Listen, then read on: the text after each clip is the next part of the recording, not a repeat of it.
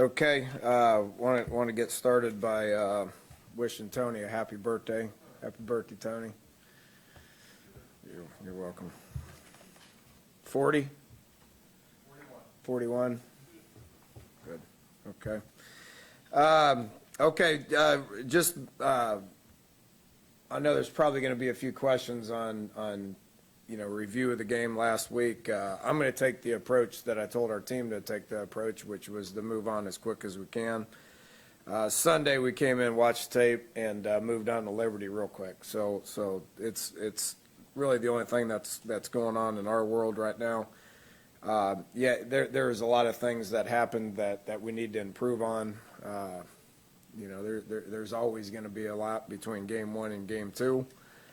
So this gives us a great opportunity to be able to get back out to work today and work on a lot of the things that we need to work on to be able to be the team that we feel like we can be at some point this season. So Liberty will be a challenge for us. They're a good team. It happens every year, as you all know. FCS teams are if you take them lightly and don't respect your opponent, then it'll come back to get you. It happens a lot of times. It's got to a point where I think it might happen every week. It seems like so. They last year 9-5 really got on a run towards the end of the year. I think they won 7 out of their last 9 or something like that. So they got everybody coming back on offense. Their quarterback, the Woodrum kid, has been there for a long time. Big kid, quick release, ball comes out fast. All-American receiver, the Peterson kid, number 13, is a guy that has made a ton of plays for him. Experienced offensive line, and got 2 running backs that they split time with last year, I think, because of an injury. To the point to where they're not just spread it out and throw it all over the place outfit. They're going to be multiple with what they do. Our defense is preparing for that and probably excited about facing a semi-pro style normal type of offense as opposed to what they've been prepping for here for the last few weeks. So, it'd be good to see how they handle that. Defensively, they lost a lot of guys from what they played with last year. They were a pretty veteran group on defense last year and was extremely solid. I'm glad some of those guys they were playing with last year are gone. So, looking at what they did last week, they played a lot of people. I mean, even with a lot of new people, some new guys, new starters, new freshmen in the lineup, they play a lot of people. Not quite as multiple as they were last year, based on inexperience. You never know when that will change. Their front is going to give us problems. They got ends that can rush. 52 has got around 20 sacks in his career, so he can get to the quarterback.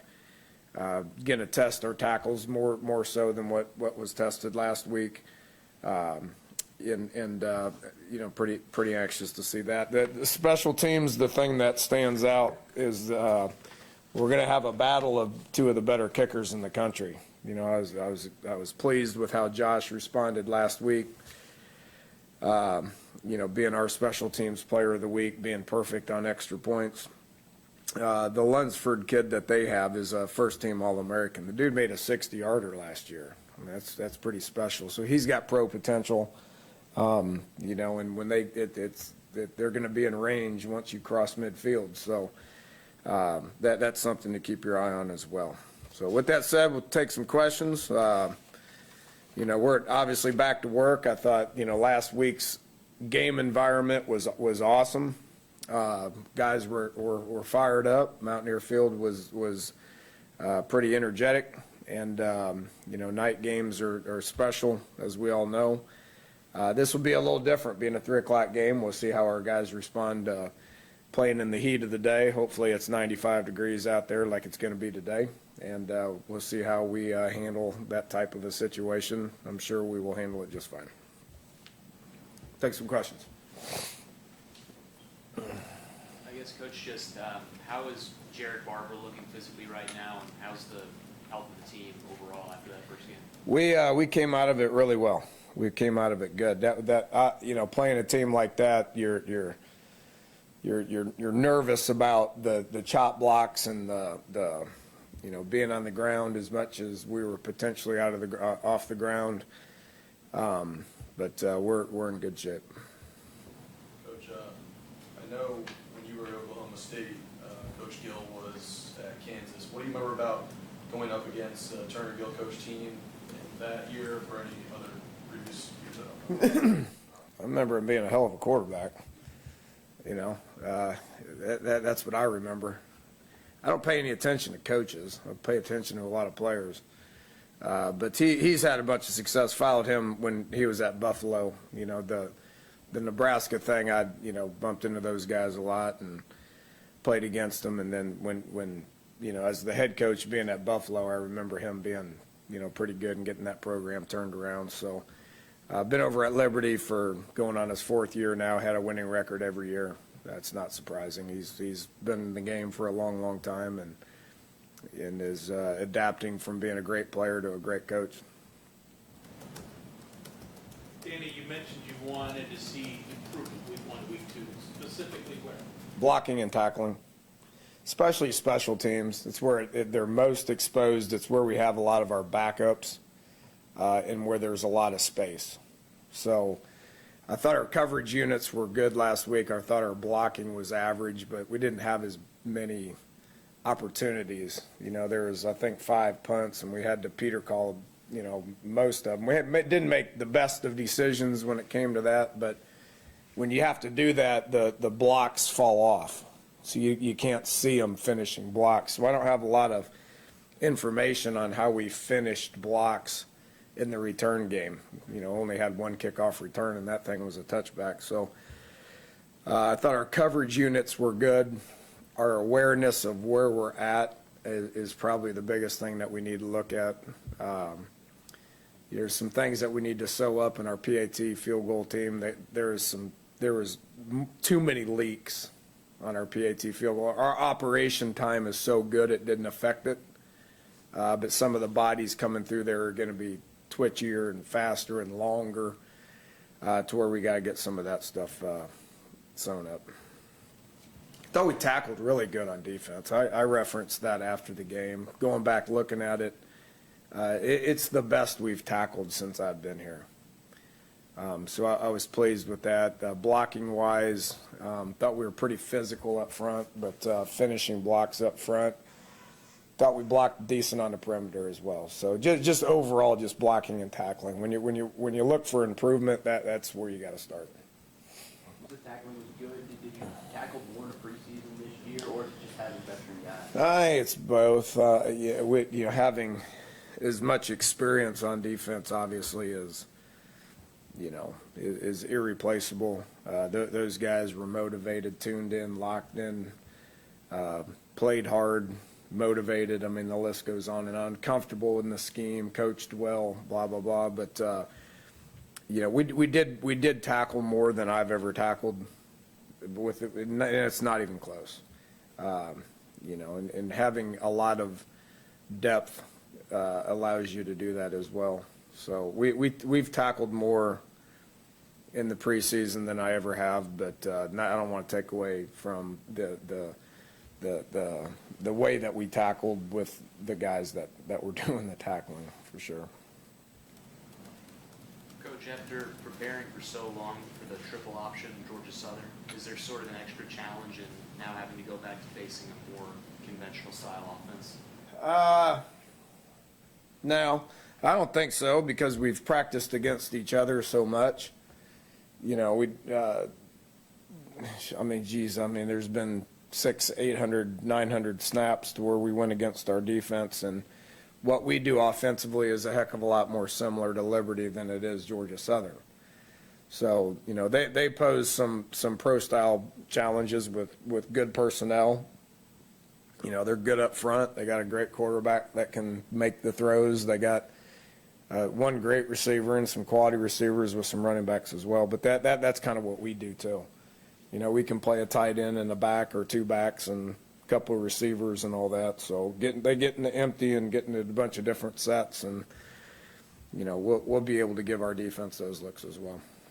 I know the team you faced wasn't a challenging team for a secondary last week, but would you talk a little bit about your secondary, how it worked together in this game, and what it is capable of doing?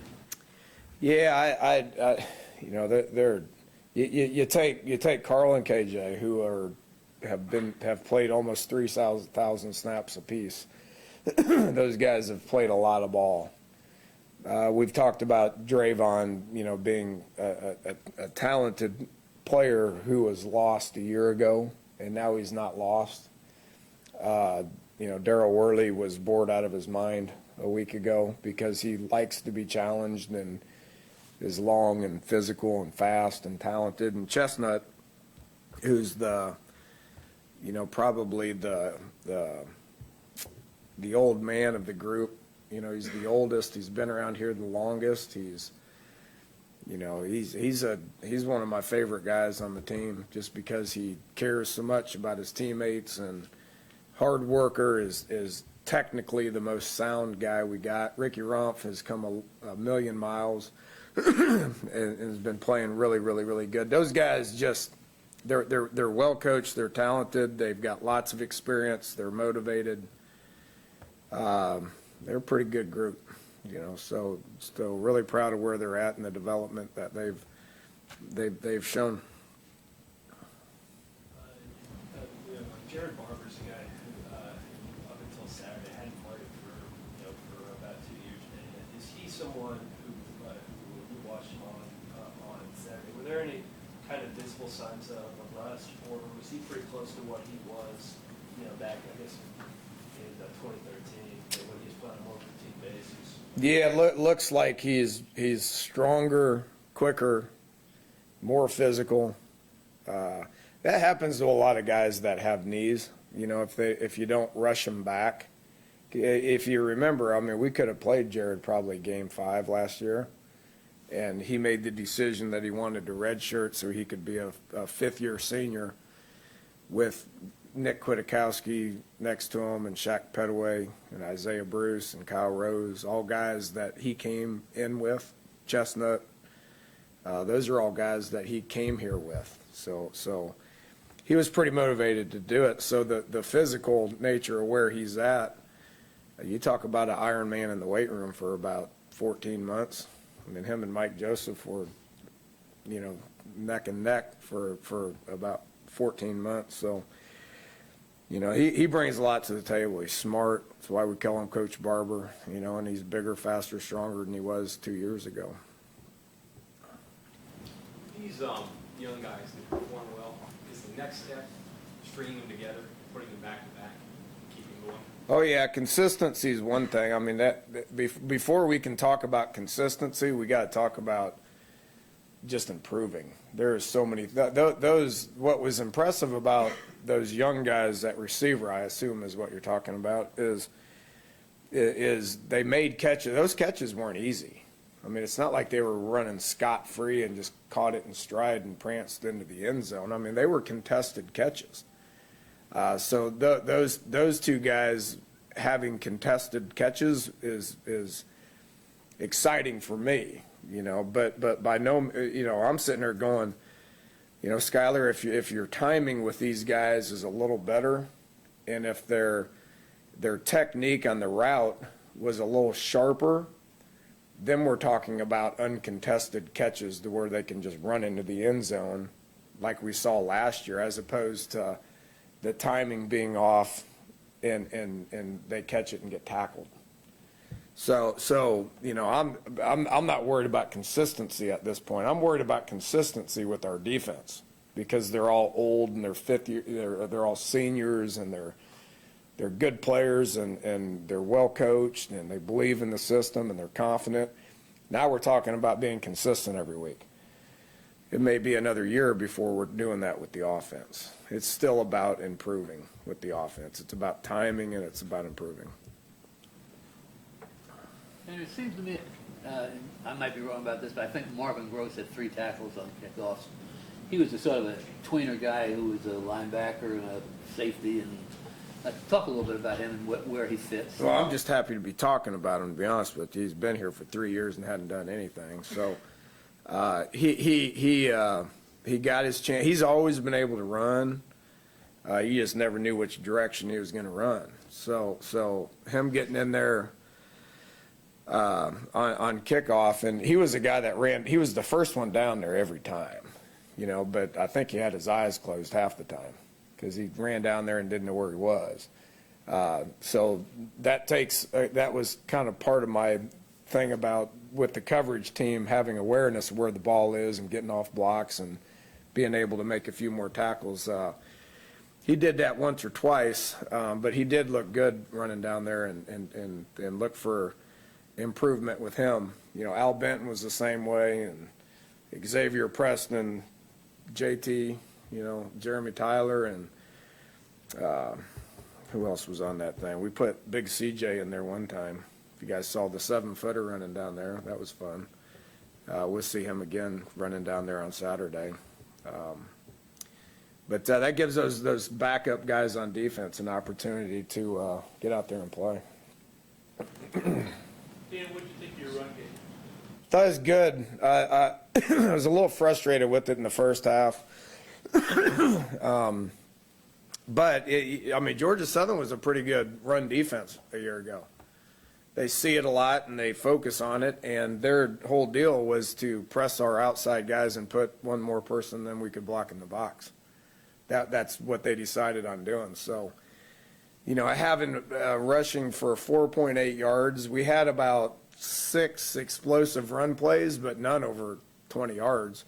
So it's not like we broke one for 70 yards and averaged 4.8 yards a rush. So, I looked at the stat sheet after the game, and I'm wondering where my pass plays were. Didn't call as many as I thought we needed to, probably, but we were getting enough accomplished in the run game to keep doing it. And so I was happy with where it was. Dana, I know you're happy with Wendell, but is consistency the next step for him? Yeah, yeah, with him it is. He's one of our most dynamic guys out there. I said that, prior to the game. And he had, 6 explosive runs? So he's an explosive guy. We can use him in, multiple ways. We didn't really have to do a whole lot of that with him this past game, but we can. So we'll keep trying to get him the ball as much as we can. Danny, you switched up your practice schedule, the game week. How'd it work, and what was your... I liked it, just trying to get a little bit more work the day before the game. A lot of the NFL guys are going to it, so we decided to give it a try. I've been gearing it that way for about 4 years. Get a lot of good work. Tuesday's rusty. We got to get them back in the swing of things. Wednesday's just a huge grind. So what we've done is try to rest and recover a little bit on Thursday, and then kind of rev them back up on Friday. I thought it worked pretty good. What do you think about Yadney's first game? I'd prefer not to talk about it. Good. He graded out well. But I'd prefer not to talk about it. This, I think it's your last FCS schedule right now. Do you foresee letting them in the future? Got one next year. Youngstown. Correct. Yeah, so next year's last. So it's running, but they do beat FBS teams sometimes, too. Sometimes they're better. Youngstown or any FCS. Oh, yeah. There's no doubt. Is it right to just have a no FCS thing? Can you find the right opportunity, or is it too hard to predict?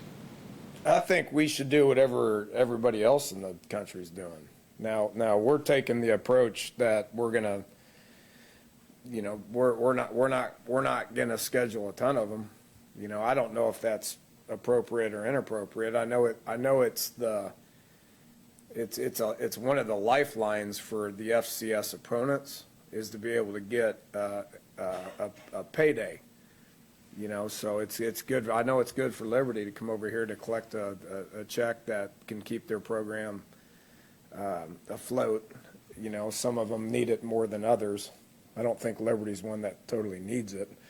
But there's some that, there's a lot of them that need it. So it's it's kind of a shame in that sense. I mean, I got a lot of respect for FCS and Division II and Division III schools. You know, I've made a lot of comments towards that. I think there's a lot of good coaches, good quality coaches out there. I don't know. I think you know, it's about what the fan base wants, and the fan base wants to see a lot of you know, Power 5 scheduled games. We're one of the only teams in the country out there that are scheduling 2 Power 5 schools in the future. If you look at our future schedules, we're scheduling them. You know, so I would just wish that everybody else would do the same thing. I mean, if we're scheduling 2 Power 5 schools and a non-Power 5 school, FBS school, then I wished everybody else would too. As opposed to what some of them are doing, which is an FCS school and 2, maybe even 2 FCS schools and then 2 other non-Power 5 schools. You can figure out who I'm talking about. Thank you.